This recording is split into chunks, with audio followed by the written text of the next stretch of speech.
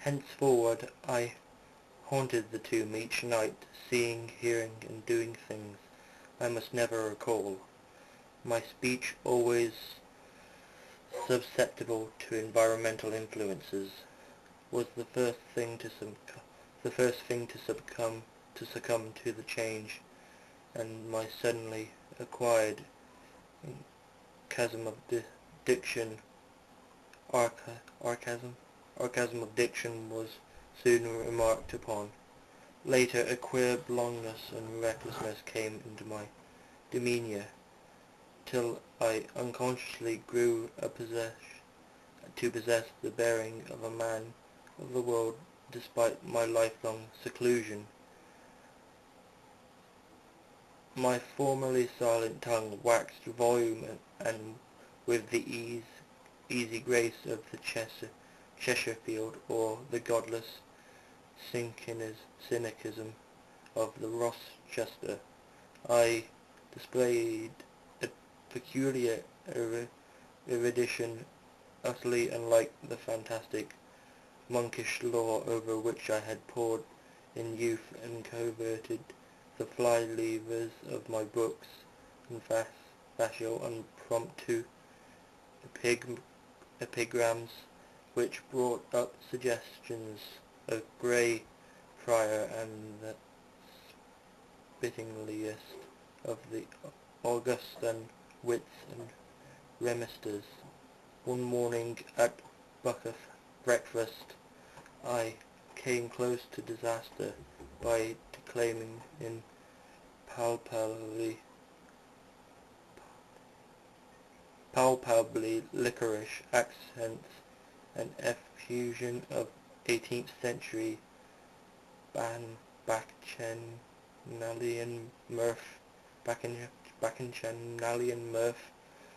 a bit of Gregorian playfulness never recorded in a book, which ran something like this: "Come hither, my lads, with your tankards of ale, and drink to the present before it shall fail.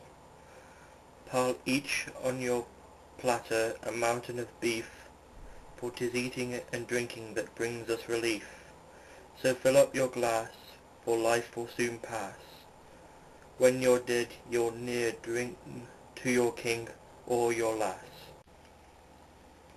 Anacreon had a red nose, so they say, but what's a red nose if you're happy and gay? Gad split me, I'd rather be red whilst I'm here, than white as a lily and dead half a year. So Betty, my miss, come give me a kiss. In hell there's no innkeeper's daughters like this. Young Harry, propped up just as straight as he's able, will soon lose his wig and slip under the table. But fill up your goblets and pass them around, better under the table than under the ground.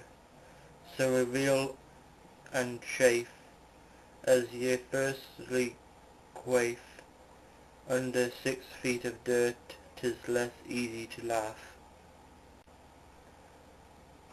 A fiend strike me blue, I'm scarce able to walk, and damn me if I can stand upright or talk. Here, landlord, Big Betty is summoned a chair. I'll try home for a while, for my wife is not there. So lend me a hand, I'm not able to stand, but I'm gay whilst I linger on top of the land. About this time I reconceived my present fear of fire and thunderstorms. Previously indifferent to such things, I had now an unspeakable horror of them.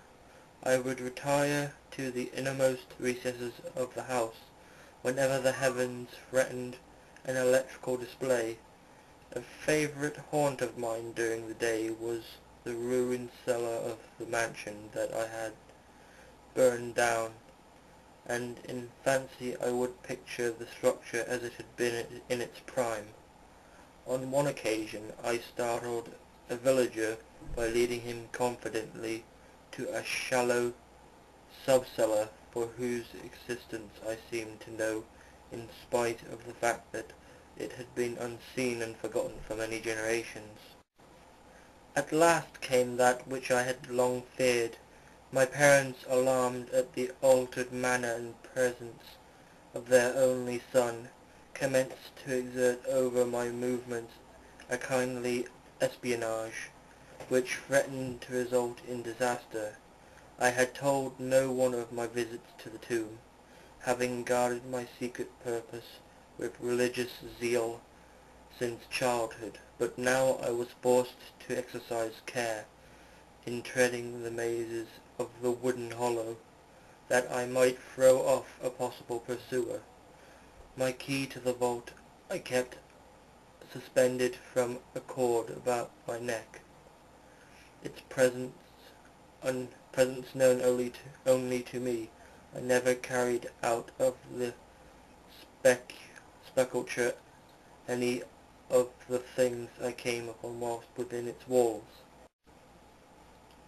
One morning, as I emerged from the damp tomb and fastened the chain of the portal with none too steady hands, I beheld an adjacent thicket, the dreaded face of a watcher. Surely the end was near, for my boa was discovered, and the objective of my nocturnal journeys revealed. The man did not accost me, so I hastened home in an effort to overhear what he might report to my careworn father, were my sojourns beyond the chained door about to be proclaimed to the world. Imagine my delighted astonishment on hearing the spy inform my parents in a cautious whisper that I had spent the night in the bower outside the tomb. My sleep-filmed eyes fixed upon the crevice that where the padlocked portal stood ajar. By what miracle had the watcher been thus deluded? I was now convinced that a supernatural agency protected me. Made bold by this heaven-spent circumstance, I began to resume perfect openness in going to the vault, confident that no one could witness my entrance. For a week I tasted to the full joys of that charnel conviviality which I must not describe. Then the thing happened, and I was borne away to the accursed abode of sorrow and monotony.